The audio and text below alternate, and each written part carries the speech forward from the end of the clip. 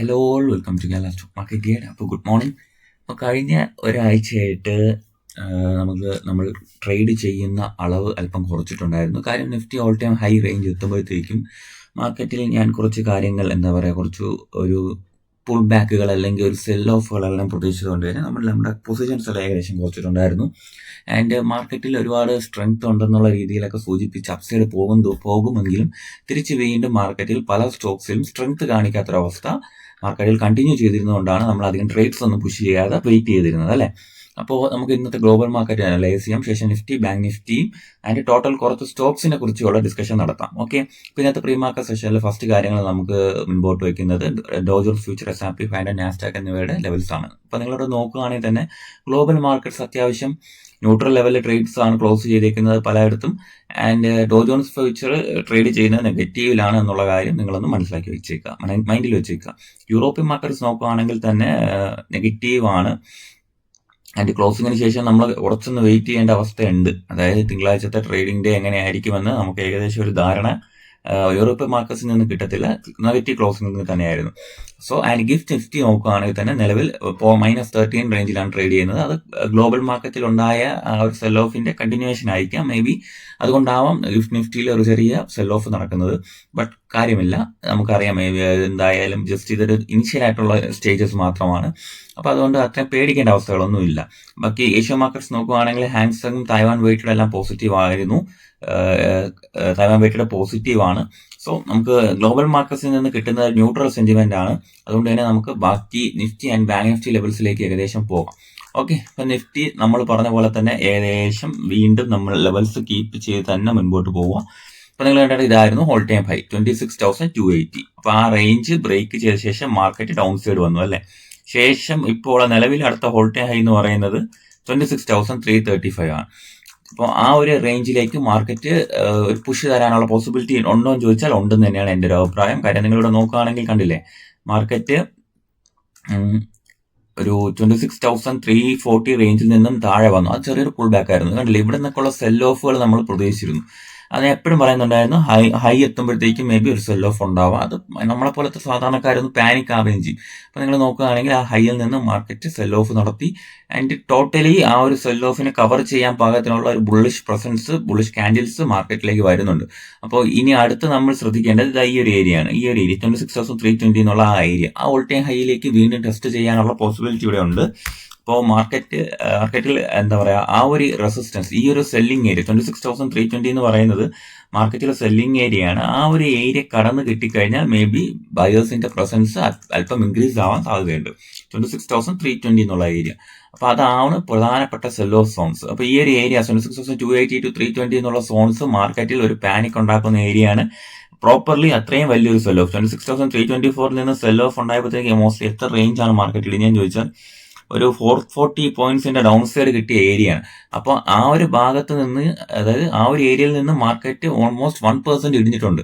ആ ഏരിയയിലേക്കാണ് മാർക്കറ്റ് തിരിച്ചു പോകുന്നത്. മേ ബി ചെറിയൊരു cell of and then pull back, ഇങ്ങനെയായിരിക്കും ഞാൻ പ്രതീക്ഷിക്കുന്നത്. അല്ലേ, ഇങ്ങനെ ഒരു സെൽ ഓഫ് വീണ്ടും വരാം ആൻഡ് മേ ബി ഇങ്ങനെ ഒരു ബ്രേക്ക് ചെയ്യാം. അപ്പൊ ഇങ്ങനത്തെ ഒരു സിനാരിയോ നമുക്ക് പ്രതീക്ഷിക്കാം. അപ്പം എന്തായാലും ഈ ഒരു ഏരിയ സെൽ ഓഫ് നടക്കാൻ സാധ്യതയുള്ള ഏരിയ ആയിട്ട് തന്നെ മാർക്ക് ചെയ്ത് വെക്കുക. അവിടുത്തെ ട്രേഡ്സ് എല്ലാം നോക്കി വെക്കുക. ആൻഡ് എന്താണ് ഇനി അടുത്തിനി മാർക്കറ്റിൽ പൂർണ്ണമായി ഒരു ബയേഴ്സിന്റെ പ്രസൻസ് ഉണ്ടാവാൻ പോസിബിലിറ്റി ഉള്ള സോൺസ്, ഞാൻ പറയും ഈ ഒരു ഏരിയ നല്ലൊരു ഏരിയ ആണ്. 26,000 to 25,890. അപ്പൊ ഇത്രയും വലിയൊരു ഓർഡർ ബ്ലോക്ക് പോലെ ആക്ട് ചെയ്യാൻ പോസിബിലിറ്റി ഉണ്ട്. കാര്യം നിങ്ങൾ ഇവിടെ നോക്കുകയാണെങ്കിൽ ഇവിടുത്തെ കാൻഡിൽസ് നിങ്ങൾ നോക്കി, മാർക്കറ്റ് ഈ ഒരു ഏരിയ ഡിമാൻഡ് എടുത്ത ശേഷം വലിയൊരു പുൾ ബാക്ക് തന്നു ആൻഡ് മാർക്കറ്റ് അപ്സൈഡ് പോയി. തിരിച്ച് വീണ്ടും ഡിമാൻഡ് സോൺ ടച്ച് ചെയ്തത് മാർക്കറ്റ് അപ്സൈഡ് പോയി. അപ്പൊ വീണ്ടും ഈ ഒരു 25,000 അല്ലെങ്കിൽ 26,000 എന്നുള്ള സോണ് മാർക്കറ്റിൽ ഒരു ഡിമാൻഡ് ഏരിയ ആയിട്ട് ആക്ട് ചെയ്യാനുള്ള പോസിബിലിറ്റി ഉണ്ട്. അപ്പൊ ഇത് ഞാൻ ഒരു ഡിമാൻഡ് ഏരിയ ആയിട്ട് തന്നെ സോണായിട്ട് കണക്കാക്കുകയാണ്. അതായത് അങ്ങനെ ഒരു സോണായിട്ട് കണക്കാക്കിയത് വലിയൊരു സെൽ ഓഫ് ഉണ്ടായാലും മാർക്കറ്റ് ഈ ഏരിയയിൽ ഡിമാൻഡ് അവൈലബിൾ ആയിരിക്കുമെന്ന് ഞാൻ വിശ്വസിക്കുന്നു. അപ്പൊ ഈ ഒരു ഏരിയ ഡിമാൻഡായിട്ട് ആക്ട് ചെയ്താൽ മാർക്കറ്റിൽ കൂടുതൽ പാനിക്കിന്റെ ആവശ്യകത നമുക്ക് വരത്തില്ല. സോ ഈ ഒരു ഏരിയ ഡിമാൻഡായിട്ട് മാർക്കറ്റിൽ നിൽക്കുമെന്ന് നമുക്ക് പ്രതീക്ഷിക്കാം. നിങ്ങളത് കണ്ടില്ലേ, ഞാൻ പ്രതീക്ഷിച്ചത് കണ്ടില്ലേ, ഈ ഒരു സോൺസിൽ മാർക്കറ്റ് എന്തായാലും റീട്രേസ്മെന്റ് ഞാൻ പ്രതീക്ഷിച്ചിരുന്നു. കാര്യം അവിടെ ഒരു ഇൻഡ്യൂസ്മെന്റ് ഏരിയ ആയിട്ട് എനിക്ക് തോന്നിയായിരുന്നു. അപ്പൊ അത്രയും വലിയൊരു സോണിലേക്ക് മാർക്കറ്റ് വരുമ്പോഴത്തേക്കും ഞാനൊരു റിവേഴ്സലാണ് ആ ഒരു ഭാഗത്ത് പ്രതീക്ഷിച്ചിരുന്നത്. ഓക്കെ, ഇതാണ് എന്റെ നിഫ്റ്റിയുടെ വ്യൂ. നിങ്ങളിവിടെ കണ്ടില്ലേ, ഇങ്ങനത്തെ സോൺസ് വരച്ചിട്ടാൽ നമുക്ക് കുറച്ചും കൂടെ ഒക്കെ നിഫ്റ്റിയിൽ കുറച്ചും കൂടെ കൺവിക്ഷനോടെ നമുക്ക് ഇരിക്കാൻ കഴിയും. ആൻഡ് സ്റ്റോക്സ് ഹോൾഡ് ചെയ്യുന്നുണ്ടെങ്കിൽ നമുക്ക് ആ ഒരു വ്യൂ, ഈ ഒരു സോൺ ബ്രേക്ക് ചെയ്താൽ നമ്മൾ പാനിക്കാകേണ്ടതുള്ളൂ എന്നുള്ള ഒരു ധാരണയിൽ നമുക്ക് മുൻപോട്ട് പോകാം. ഓക്കെ, അപ്പോൾ അടുത്ത നിഫ്റ്റി ബാങ്ക് കൂടെ വരച്ച് വെച്ചേക്കാം. ഇപ്പോൾ 1 ഡേ ചാർട്ട് അടുത്ത് കാണിക്കാം. നിഫ്റ്റി ബാങ്ക്, അപ്പോൾ നമ്മുടെ പ്രീ മാർക്കറ്റ് വീഡിയോസ് കാണുന്ന ആളുകൾക്ക് അറിയാം നമ്മൾ എന്താണ് ഏരിയ കണക്കാക്കി വെച്ചിരുന്നത്. ഈ ഒരു സോണിന് സ്ട്രോങ് ഡിമാൻഡ് ആയിട്ട് നമ്മൾ കണക്കാക്കിയിട്ടുണ്ടായിരുന്നു. ഓർമ്മയുണ്ടോ നിങ്ങൾക്ക്? നമ്മൾ വരച്ച് ഒരു സ്ട്രോങ് ഡിമാൻഡിൽ നിന്ന് മാർക്കറ്റ് പോകും എന്നുള്ള കാര്യത്തിൽ നമ്മൾ പറഞ്ഞിട്ടുണ്ടായിരുന്നു. അതേപോലെ മാർക്കറ്റ് കണ്ടിട്ടില്ലേ, നമ്മുടെ സ്ട്രോങ് ഡിമാൻഡ് ഏരിയയിൽ എത്തിയിട്ട് മാർക്കറ്റ് അപ്സൈഡ് പോയി.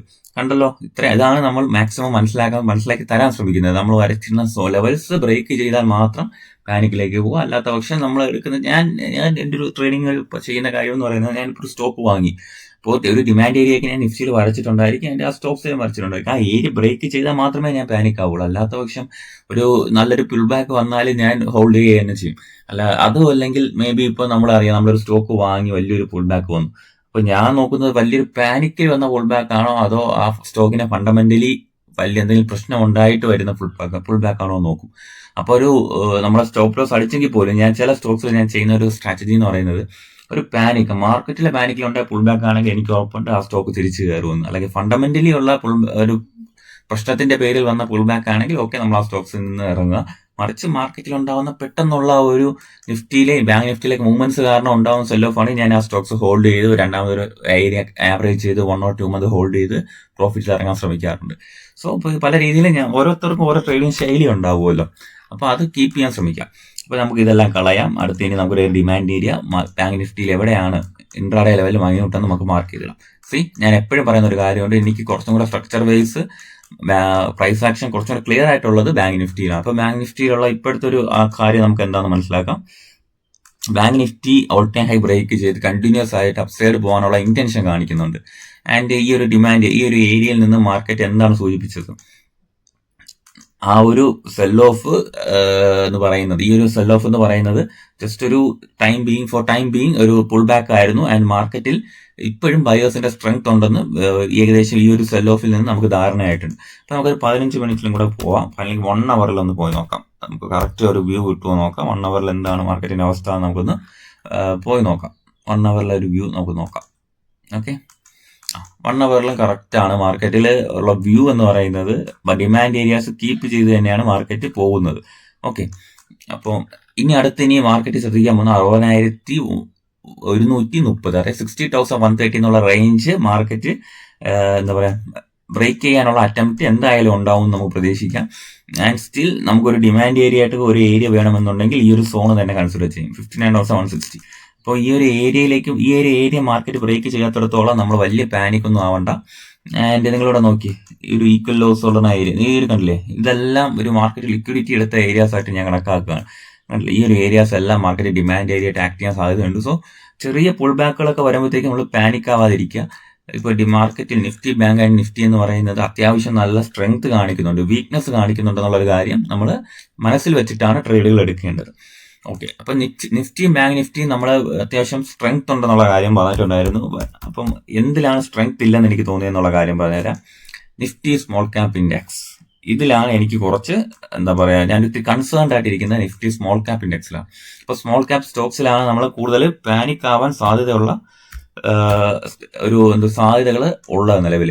അപ്പോൾ ഇതിന്റെ സ്ട്രക്ചർ ബേസും അത്യാവശ്യം നെഗറ്റീവ് ആണെന്നുള്ളതാണ് ഒരു പ്രധാന പ്രശ്നം. ഇപ്പം മാർക്കറ്റ് ഈ ഒരു ലോ ടെസ്റ്റ് ചെയ്യാൻ വരുമോ എന്നുള്ളത് നമ്മൾ പരിശോധിക്കുക.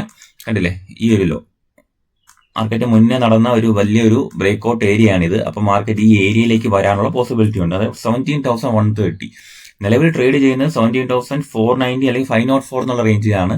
അവിടെ നിന്ന് വീണ്ടും ഒരു 200-300 പോയിന്റ്സിന് ഡൗൺ സൈഡാണ് ഞാൻ നിഫ്റ്റി സ്മോൾ ക്യാപ്പിൽ കാണുന്നത്.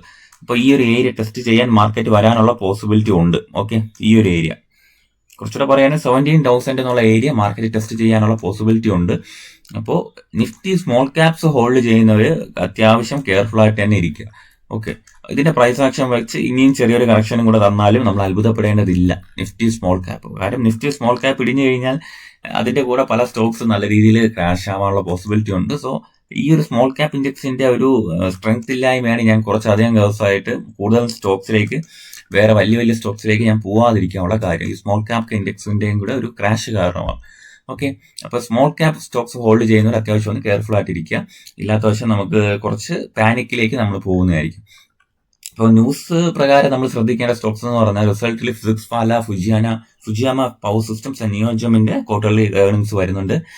ആൻഡ് എട്ടുകണലിൽ ഒരു ന്യൂസ് ഉണ്ട്, നമ്മുടെ സൊമാറ്റോയിൽ ഒരു ന്യൂസ് ഉണ്ട്. അതായത് ഒരു അൺഡിസ്ക്ലോസ്ഡ് ഇൻസ്റ്റിറ്റ്യൂഷണൽ ഇൻവെസ്റ്റർ ഒരു 0.5% സ്റ്റേക്ക് എട്ടുകണലിൽ സെല്ല് ചെയ്യാനുള്ള പോസിബിലിറ്റി ഉണ്ട്. അപ് ടു 1,500 crore ഒരു ബ്ലോക്ക് ഡീൽ പ്രകാരമായിരിക്കും സെല്ല് ചെയ്യാമെന്നുള്ള കാര്യം പറയുന്നുണ്ട്.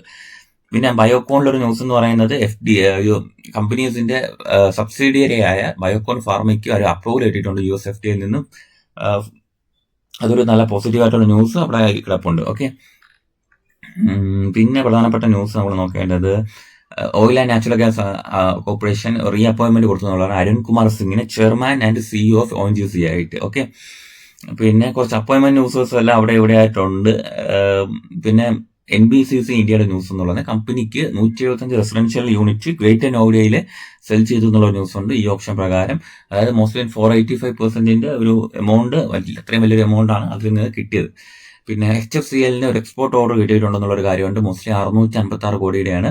അത് ഒപ്റ്റിക്കൽ ഫൈബർ കേബിൾസിന്റെ സെല്ലിങ്ങുമായിട്ട് ബന്ധപ്പെട്ടാണ്. ഒപ്റ്റിക്കൽ ഫൈബർ കേബിൾസ് അറിയാം, നമ്മുടെ നെറ്റിന്റെയും ഒക്കെ ഉള്ള ഒരു ഫൈബറാണ്.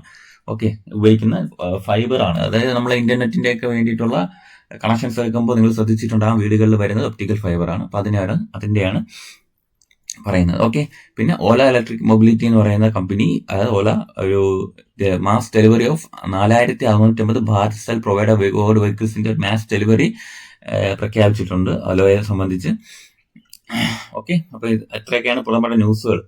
പിന്നെ കൊച്ചിൻ ഷിപ്പ് യാർഡിന്റെ ഒരു പ്രധാനപ്പെട്ട ന്യൂസുകൾ എന്ന് പറഞ്ഞാൽ സ്വിറ്റ്സർ എന്ന കമ്പനിയിൽ നിന്ന് ഒരു കമ്പനി കോൺട്രാക്ട് സൈൻ ചെയ്തിട്ടുണ്ട്. ഓക്കെ, അപ്പോ വേറെ എന്താണ് പ്രധാനപ്പെട്ട ന്യൂസസ് എന്നുള്ളത്, റെയിൽടെലിന് ഒരു ഓർഡർ ന്യൂസ് ഉണ്ട്. 114 കോടിയുടെ ഒരു ന്യൂസ് ആണുള്ളത്. മിനിസ്ട്രി ഓഫ് എക്സ്റ്റേണൽ അഫയേഴ്സിന്റെ ഭാഗത്തു നിന്നാണുള്ളത്.